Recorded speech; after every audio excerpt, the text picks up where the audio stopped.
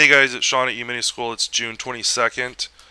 So basically, from the last video, we had this 674 level as our upper target.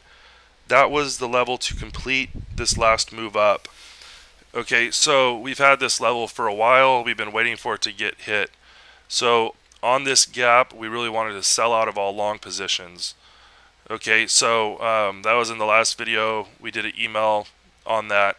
So from that, we want to look for a pattern up here to really take advantage of the short side and have targets ahead of time.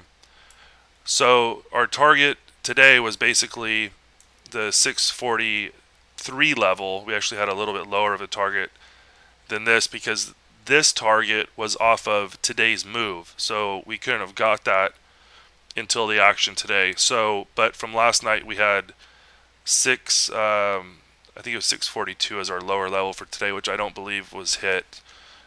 So what we want to do is break it down into, let's look at the 3-minute. And there was basically yesterday, the market came down, made this blue bar low, and it just chopped the rest of the day.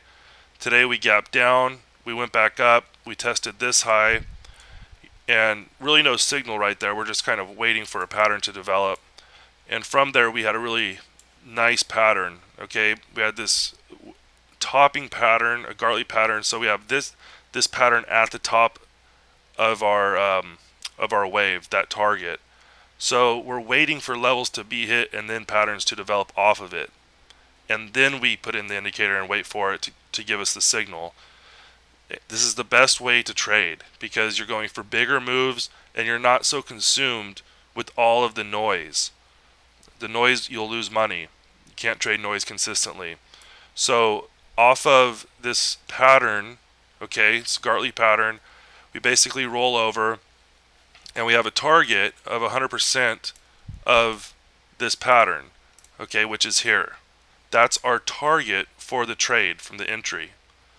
Okay, and there's a couple entries along the way on the minor waves within the larger wave. Okay, so let's bring in the volume chart to break it down a little bit more. So this morning, looking at the volume chart, it runs up. We're not wanting to go long because the target was hit yesterday to the high side. We're just waiting. But if you did take it long early, blue bars tell you to get out. This is the top.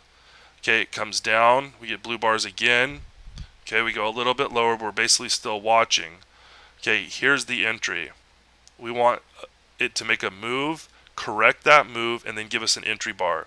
So our volume chart got us in a little bit sooner than the 3-minute chart. Okay, so here's the entry, and we had our targets based off of the move. It's the only real way to get real-time targets. Okay, they're not pivots from 2 days ago or whatever it is. It's off of the move today that just happened, because right now we don't know what the market, how fast or how big the moves will be for tomorrow. So using pivots or something like that, what happens when you get above R5 or below S5? They're useless. So that you have to keep a way to keep following the move. So the 3-minute entry was here at 660, target 645. Okay, so number one is learning how to do this. Number two is learning how to hold the trade to the target. So it's a totally different mindset. There's steps along the way. First, you have to know how to do it. Then you have to know how to manage it and hold it. It takes time to learn how to hold the trade. Okay, no matter, you have to know how to do it, draw it in yourself and see it hit the target over and over and over before you have faith and confidence that it's actually going to go there, down to the target. Okay, so there was like 15 points of opportunity, and that's on the 3-minute chart. Okay, so let's look at the ES. Basically same pattern, but it's a little bit harder to see. Okay, because the ES is so choppy. It's just back and forth, back and forth. So the patterns seem to get tighter and they're harder to trade. There's more fake outs, okay? Because look at this chart. Not a whole lot of opportunity right here. Okay, look at the Russell chart. There is more opportunity. The moves are much bigger and cleaner. Okay, they're not going back and forth as much. Okay, let's look at the NQ. And the NQ has been the strongest of all of them on this move up. So you'll see that this high really tested this high when the other markets didn't. Okay, and then here's the sell signal at 1910. Okay, so from 1910, we have our target at 1875. Okay, it's predefined. So our stop goes here, and then our job is to hold the trade. Okay, if it gets stopped along the way, it doesn't mean the direction has changed. Okay, so once this low is broken, we're trailing the stop with our moving average. Okay, so we know it's going to be a little bit noisy before this low is broken. It's best just to stick to the trade.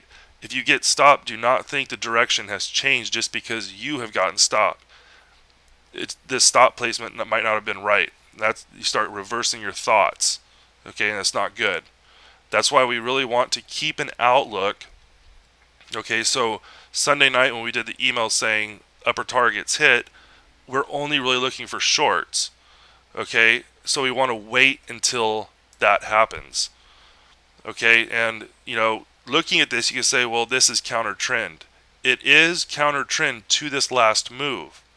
Okay, but if you go off of the bigger pattern, okay, it's not counter trend.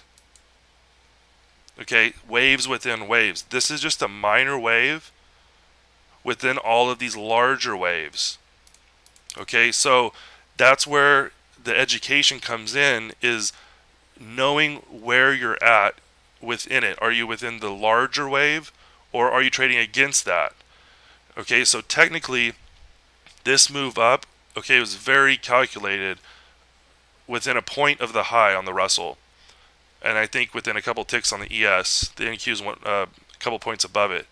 But this move is minor, okay, compared to the daily chart when you look at it.